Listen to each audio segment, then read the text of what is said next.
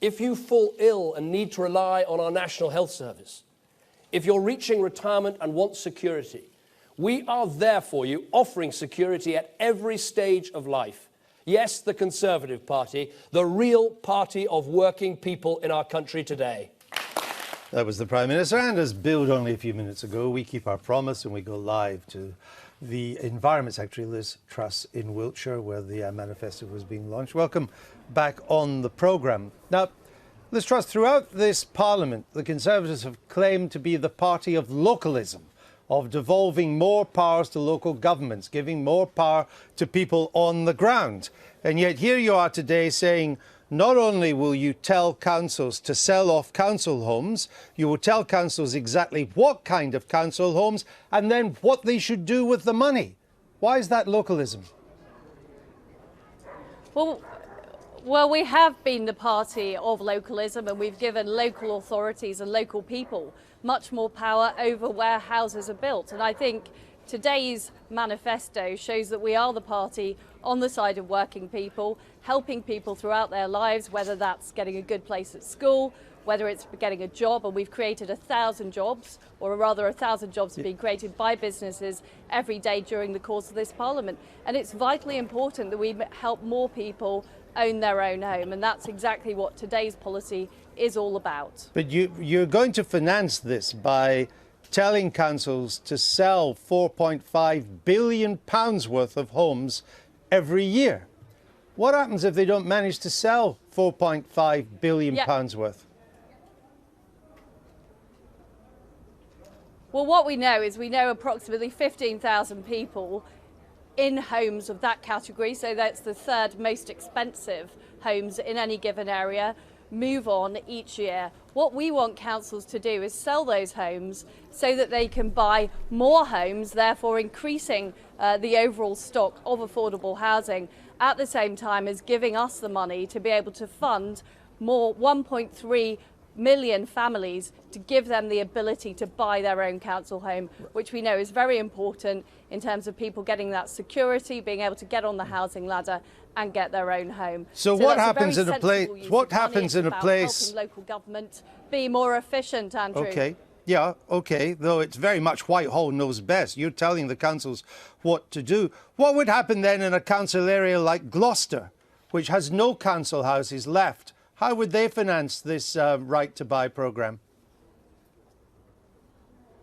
Well, this is a policy that works across the country. So the programme is being funded on a national basis. But what we're saying is that where there are those high value properties that are in that category, those properties will be sold when people move out, and that will help us increase the overall supply of affordable housing, as well as funding that housing association right to buy policy, which I think is fantastic. And if you compare today's manifesto launch, where we had 3 really exciting new policies to help working people, where we confirmed the direction of travel of helping working people over the course of this Parliament, with Labour's rehashed uncosted announcements, I think you'll see why David Cameron is absolutely the right person to be Prime Minister. Yeah, no, I'm sure you would say that. But let me come back to the point that's at debate here. You would force local councils to sell homes that they don't necessarily want to sell. That could have effect on the price. Your £4.5 billion is a stab in the dark at how much it might actually raise. I ask again, if you don't raise the £4.5 billion with these forced sales, how would you finance the policy? It's not a stab in the dark, Andrew. We know that there are 15,000 such houses come on sale each year, or rather are vacated by the tenants each year. We know that those properties can be sold, and we know the market value that they are sold for. These are Treasury numbers that have been fully costed, and therefore we know we're able to give those people who live, the 1.3 million families who are living in housing association properties, the right to buy their own home, have that security in their home, have that pride of owning their own home, which I think is tremendous. And what we're also doing is helping councils be more efficient buying council houses which are more affordable, which means they'll be able to buy more council houses. And this government's got a very good record on producing more council houses, more than the previous government, and we're going to continue with that as well. You're not helping councils do that, you're instructing them to do that. But let me ask you this. If you're on an average wage and you're renting from a housing association, you now, under your plan, get a massive discount to buy your house. If you're renting from a private landlord on an average wage, you'll get nothing. Why should those renting from social housing get a privilege over those who rent privately? Well, that's exactly the original objection to Right to Buy. And what we saw with Right to Buy was a tremendously successful policy that gave more people the pride of home ownership, that ensured that housing was valued in our country. So what are you doing for those who are renting privately? We want to extend that to more people. What are you doing for the private renters? Well, what we're doing for people that are renting privately is we've also got, well, I'm just about to tell you, Andrew, which is we're creating a £1 billion fund for brownfield land to be developed, which means that more homes will be developed. That will create more supply in the market, lower costs for private rented tenants as well. And of course, the more people that we enable to buy their own homes, the more affordable homes that can be created through the policy of selling off those most expensive council houses, as well as the people who are then the housing association replacing those houses.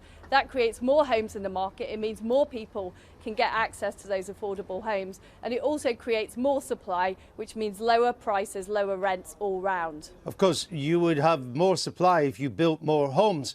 How many homes did you were built in England, which is all you have responsibility for as a government? How many were built last year? Well, what I can tell you, Andrew, is actually we've got the highest rate of building we've had for over 20 years. Really? So how many were built last year? How many were built last year? Of course, it takes time.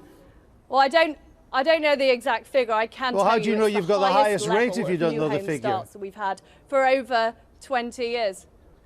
Because I heard Eric Pickles told me just a half an hour ago. Well, I think you better get Eric Pickles to go back and look at his figures. Last year, you built 118,000 houses. 118. It was only 3,000 more than 2012.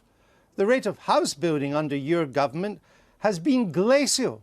And that's the reason why people can't afford their own homes. You've barely increased completions at all. Well, you're talking about completions, I'm talking about starts. All right, well, let's do starts. Let's do starts. That we create the available land, and that's why we've got the brownfield land policy of creating a fund of £1 billion to help councils get that brownfield land into use. How many houses did you start last year in England? The policy of selling off those most...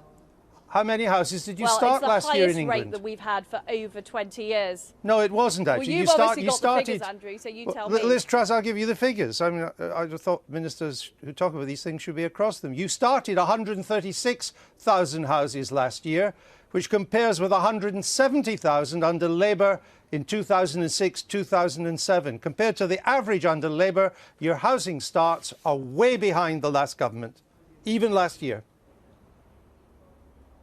We have built more council houses than the last government, and what the policies that we've announced today will do is free up more brownfield land. It will allow more council houses to be built because we're getting rid of the most expensive ones, and that enables us to invest in more affordable homes. Liz Truss, let me just ask you. These policies are all part of creating the long-term conditions we need.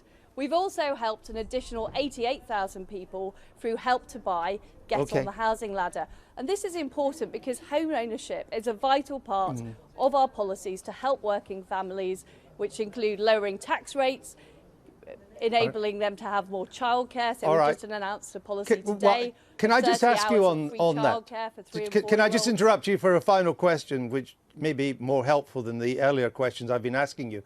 As we were coming on air, we learned that there's something in the Tory manifesto about childcare. Could you just briefly outline what that is? Because I haven't been able to get across it. Just tell us, our viewers, what it is you're proposing.